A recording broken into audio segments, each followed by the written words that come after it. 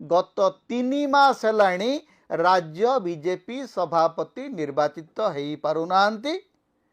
एवं द्वितीय प्रश्न, कहीं 10 मास पूरीबाकू बसिबा सत्वे ओडिशा सरकार निज नेता मानंकु विभिन्न सरकारी पद पदवी रे थईथान करि पारुनाहांती।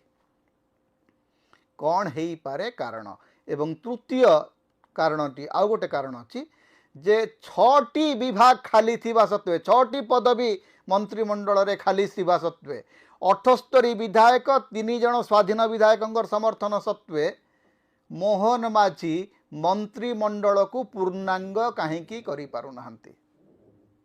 ए तीनोटी प्रश्नर उत्तर जदि आपण पचारिबे, ए तीनोटी प्रश्न जदि आपण बीजेपी नेता मान आगे थोइबे आपण को उत्तर आपे आपे मिल जिवो। एवं उत्तर हबो जे बीजेपी भितरे गोष्ठीवाद प्रबल,